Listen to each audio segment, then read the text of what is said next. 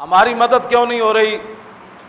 اس پر بھی Hulagu Khan کا واقعہ، میں پھر میری گفتگو ختم۔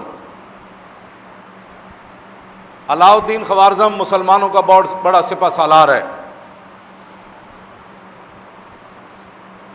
وہ لاکھوں کی فوج لے کر ہلاکو خان کے مقابلے میں گیا۔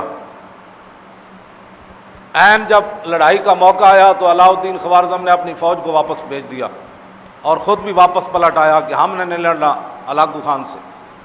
لوگوں نے کہا کہ یہ آپ نے کیا کیا ہے؟ وہ بغداد کی اینٹ سے اینٹ بجانے آیا ہوا ہے اور آپ فوج لے کر واپس آ گئے، کیوں نہیں لڑنا چاہتے؟ توجہ کرنا، ہماری مدد کیوں نہیں ہو رہی؟ علاء الدین خوارزم کہنے لگا کہ میں ہلاکو خان کی فوج کا مقابلہ نہیں کر سکتا۔ اس نے کہا کیوں؟ اس نے کہا جو میں نے سنا نا اور جو میں نے دیکھا تم نے نہیں دیکھا۔ انہوں نے کہا تو نے کیا دیکھا؟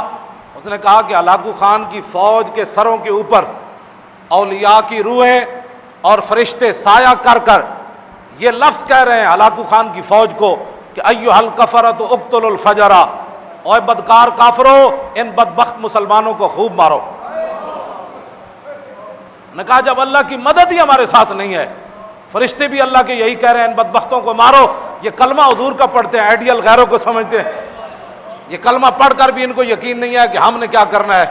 انہوں نے پاکستان حاصل کرنے کے بعد 69 سال گزار دیے حضور کے دین سے خوف زدہ کرتے کرتے، آج بھی حضور کے دین کو انہوں نے ہوا بنایا ہوا ہے۔ اسلام آ جائے گا تو ایسے ہو جائے گا، اسلام آ جائے گا، لوگوں کو ایسے ڈراتے ہیں جیسے ڈاکوؤں سے ڈراتے ہیں۔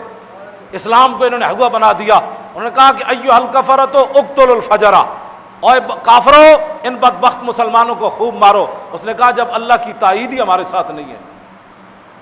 جب خالد بن ولید پھنس گئے تھے نا شام کے محاذ پر، اور پوری فوج نے، ہزاروں کی فوج نے، ان کے 10 بڑے بڑے سپہ سالاروں نے خالد بن ولید کو گھیر لیا تھا، اور صحابہ کو پتہ نہیں تھا کہ خالد کدھر گئے۔ خالد بن ولید تنے تنہا ان کے تعاقب میں نکل کھڑے، انہوں نے پہچان لیا۔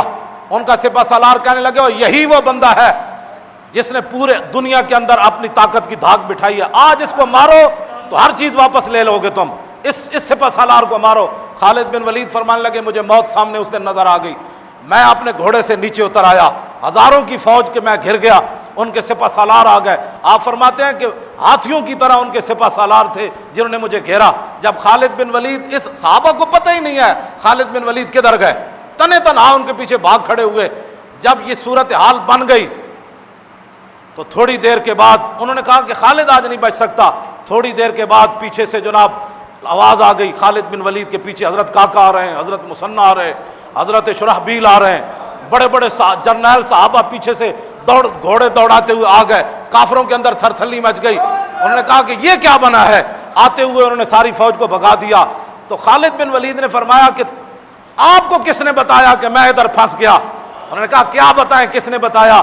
جب ہم جنگ ادھر بیٹھے ہوئے تھے تو آواز ہوا سے گزرتے ہوئے فرشتوں نے کہا تم ادھر بیٹھے ہو، خالد پھنس گیا۔ جب اللہ کی تائید ہو تو پھر ہوا میں فرشتے بھی جرنیلوں کو آ کر کہہ دیتے ہیں کہ تم یہاں بیٹھے ہو، خالد ادھر لڑ رہا ہے۔ اور جب اللہ کی تائید ہی نہ ہو اور مسلمان گھر میں بیٹھے اسلام کے خلاف باتیں کرتے ہوں